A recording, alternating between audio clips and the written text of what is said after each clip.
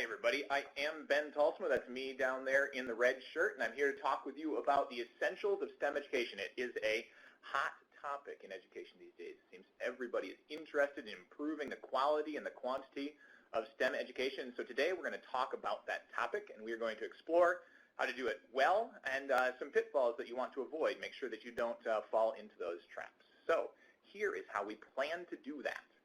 We're going to start off by talking about the benefits of STEM education. It's always important to know where you want to go if you want to get there. And so clarifying the benefits of STEM education will be an important foundation for our work together today. Then we're going to move on to talk about the key components of STEM education. What is it that STEM education really has to have in order to be effective? You can use those principles to evaluate any STEM project or STEM activity. And then finally, we're going to share out some STEM resources, some lesson supports, lesson plans, and also professional development resources that you can avail yourself of if you want to continue to explore this topic in a deeper fashion. That is our agenda for today. I hope you enjoy it and that it is useful to you. Let's get into those benefits of STEM education. The agenda items, this is the first one. We want to establish why we're doing what we're doing. Get that target in mind. I want to first ground us in this understanding that the world that we live in today is an incredible, amazing place, and it is that way in large part because of the wonders of science and technology and engineering and math. I've got three pictures up there. All three of them are sort of bright with lines moving in different directions, and they all show different components of what STEM has done for the world these days. The first one is an astrocyte. It's a structure inside the brain. It's responsible for regulating blood flow and other things. It's important for scientists to understand as they try to conquer and cure neurodegenerative diseases, and they can get clear and detailed pictures of it and really study its function because of science and technology and engineering and math. The middle picture is a picture of the most massive star in the universe. So not only can we peer into the very, very small, but we can look up and out, and we can try to comprehend and wonder about the very big, the biggest things in the universe. We can start to understand those mysteries.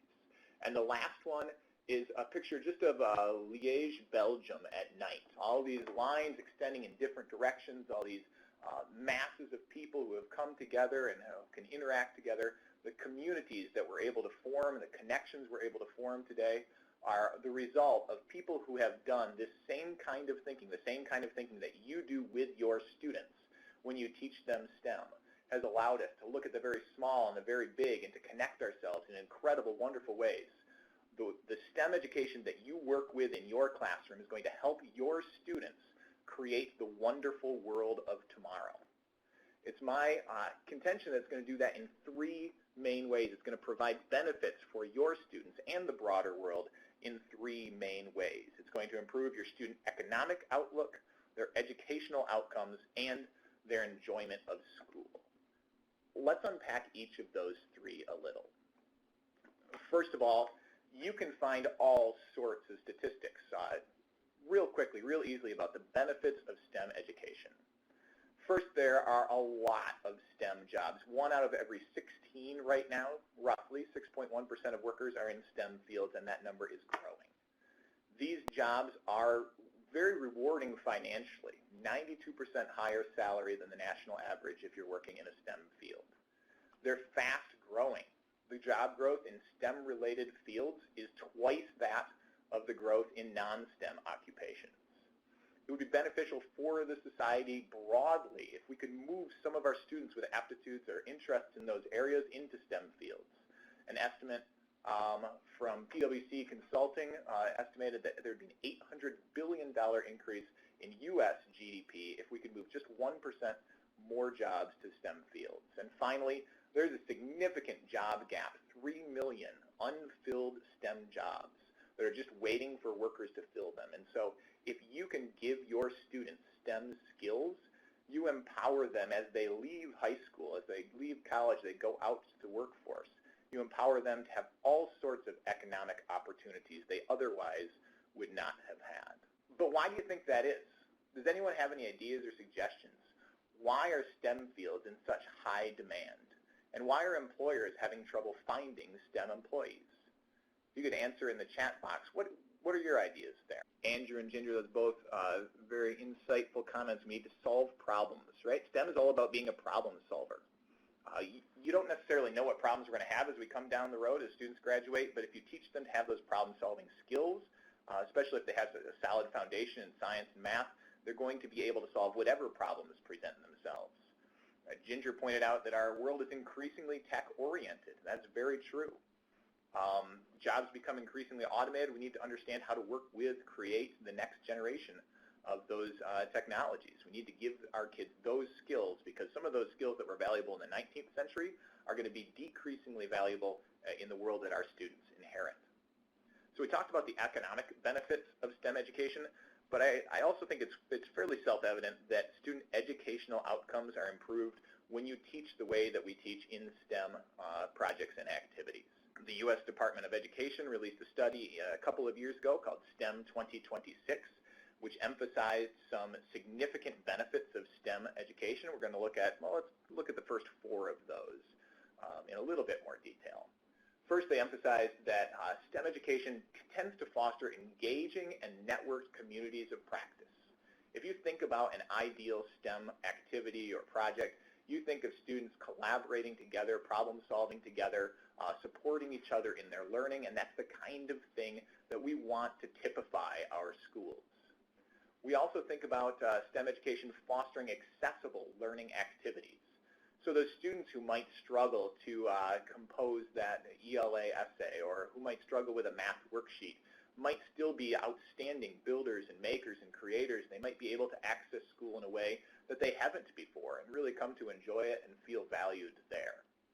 We want to encourage intentional play and risk-taking. That kind of entrepreneurial attitude, that growth mindset is so important. People learn through play, and STEM can help us use a focused sort of play to teach our students. The fourth one there, interdisciplinary, another powerful idea. Just the idea that so often we put our learning into silos and say, oh, we ought only to learn science for science class or math for math class. STEM education helps us break out of those silos, helps us see our learning as a tool to solve broader challenges. So there are a host of benefits that improve educational outcomes that get our classrooms to be the types of communities that we want them to become when we include STEM education. And last, but probably most importantly, STEM education can be really valuable for improving student enjoyment of school. People are more than economic or educational machines. People are experiencers. And part of your students, a huge part of your students' experience of life is their experience of school.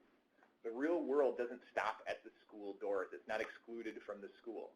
13 years of a child's life, maybe more, is going to be spent inside a school, and we want that to be meaningful and memorable and valued and valuable. So when you teach STEM education and you teach it with expertise and with passion, then you are that blue apple teacher. A teacher who stands out, who's different from the rest, because students will look back on that teacher and say, that's my year with that teacher, or my years with that teacher were years that were valuable to me as a person. There are a lot of benefits to STEM education. There are economic, educational, and enjoyment benefits. But if we're going to do it and do it well, it's important for us to understand the key components of doing STEM well. I'm going to go through 6 key components, 6 important components. They make an acronym, which I'll let you figure out as we go. But let's start off with just the definition of STEM. STEM has got to be cross-curricular because it has to include science, tech, engineering, and math. You're going to take some of your understandings from science and math, and you're going to use technology to solve challenges, engineering challenges. So you're thinking across the curriculum. If it's not across the curriculum, it could be a cool activity, it could be inquiry-based, but it's not really a STEM activity. So STEM teaching, STEM learning must be cross-curricular. Now these three are really the key to doing this well. We want STEM education to be hands-on and minds-on. We need it to be open-ended to encourage divergent thinking. And we need it to be iterative. We need to think about testing and refining, and improving our work as we go. Let's unpack each of those in a little more detail. First, when we talk about STEM being hands-on and minds-on, there's an important quote from Richard Branson on the left there. When we tell students stuff, when we teach them about stuff, they don't learn it. They don't really learn it, not deeply. You can't tell a baby how to walk. A baby has to learn how to walk by doing it and falling over and learning from his or her mistakes and eventually perfecting that process. When you're thinking about these process-oriented skills that we want to enhance in STEM class, you need to have students do it. So their hands have got to be active and their minds have got to be active. Critically thinking to solve the challenges that you present them with, that's how students are going to learn. So when you're evaluating a STEM activity, ask yourself, are my students' hands and minds on? Next, STEM, good STEM has got to be open-ended. On the left side is a picture of a really cool mathematical shape. It's interesting. You can look at it and wonder about it and ponder it in all sorts of ways. But I saw it in a STEM activity resource, and all it is to create this is a series of steps. If your students are following a series of steps, they are not doing STEM. If your students are following a series of steps, step-by-step instruction, they may be using all sorts of cool technology, but they're not doing STEM. STEM needs to be open-ended, which means there have got to be lots of different correct solutions to the challenge that you present. The picture on the right shows the two different types of thinking, divergent and convergent thinking. In convergent thinking, there's a question, maybe you've got lots of different paths, but there's one right answer. In divergent thinking, your challenge opens itself up to all sorts of different possible solutions. So when you evaluate a STEM activity, look at what came out of it. If your students produce lots of different successful solutions that look very different from each other, then you've got one of those gold standard STEM projects because you're cultivating that open-ended divergent thinking. And the other really, really key ingredient to successful STEM education is that what you do needs to be iterative. There's a quote there from Thomas Edison about failure, and failure is the essence of the iterative process. It's the essence of being an engineer. You need to try something and learn from your mistakes, and try something and learn from your mistakes, and constantly be about improving the work that you've done. If your STEM activity or your STEM project is just do it and then grade it, it is not as powerful as it could be. If your students have an opportunity to do it and test it and improve it, and test it and improve it, and test it and improve it, and then have it evaluated, now you're thinking in a powerful STEM-oriented way. There are a couple of other important considerations when we look at evaluating STEM education. We want our STEM activities to be collaborative. Those interpersonal skills are ones that, again, employers are really seeking after. They're important skills to help students live quality, harmonious lives. We want them to be able to get along with each other, to share ideas, to receive ideas. So when you look at designing a STEM activity or a lesson, think about how to encourage, how to cultivate those collaborative interpersonal skills. And last, we want our STEM activities to be engaging. We want them to be exciting to students. We know we learn better when we're emotionally engaged. And so as you evaluate a STEM activity, say, hey, our kids don't like that goofy kid in the picture. They're going to be so excited to participate, share ideas, that they wake up in the morning thinking about my project. Now, sometimes it's difficult to think of all of these things, to come up with resources which hit all of these different areas. Those are the things that we need to keep in our mind as we evaluate STEM education. You'll notice that there are a lot of challenges. I'm curious, which of the key components present the most difficulty to you? And in the chat box, how could teachers overcome, or how have you overcome these challenges in the past? Temple made a comment that making time for iteration is hard, and that when I was teaching STEM activities, that was the big mistake that I made as a teacher. I didn't build time in for that iterative process. I had students work on projects and then evaluated their process and their product. As you go through planning and implementing STEM education, don't make the same mistake that I did. Build in time for test 1 and test 2 and test 3 and allow students to really benefit from and profit from the iterative process. Cross-curricular presents a lot of teachers with some challenges. A tip that I would like to pass along there that I found was useful when I was designing STEM and STEAM activities was to start with science. I looked at the science standards and I tried to design engineering challenges that were built around those science standards. In the next generation science standards, some of the standards have little asterisks next to them. Those are standards which are particularly fruitful for engineering. So if you start there, you've got some science and you've got some engineering built in already. Now it's just a question of working in the technology and the math. Well, technology is just a set of tools that we use in order to solve the challenges which we're presented with. And so if your students are solving engineering challenges, they're going to be using technology. It does not have to be electronic. This is an important thing to remember. Technology does not have to be electronic. In fact, the electronic technology that we teach to young students today is almost certainly going to be obsolete by the time they enter the workforce. So it's not those very specific skills that we're primarily trying to teach. It's those broader problem-solving and thinking skills that we need to emphasize. And that can be done quite often as well or better with shoestring and duct tape than it can with a robotics kit.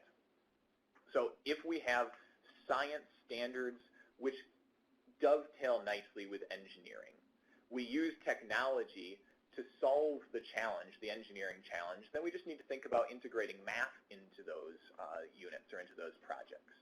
Math can be integrated in a lot of different ways. One little tip is just to use some budgeting. Have students have to purchase the materials that they use to solve the challenge from some sort of artificial classroom economy. They have to use their math skills in order to budget effectively. Any time in your project that you can encourage kids to estimate, say how much, how far do you think this is going to go? When they're using their estimation, they're developing that number sense in a powerful way. You can use math in terms of analyzing your results. How successful was this, and how do we know? How to represent that is a powerful way to integrate math. So if you start with science and you find science standards which lend themselves to engineering, then you will use technology to solve that, and you can integrate math by thinking about budgeting, estimation, analysis, and representation. And then you'll have a cross-curricular set of standards that you're addressing. So if we think like problem solvers ourselves, although we will have problems, we can also solve them.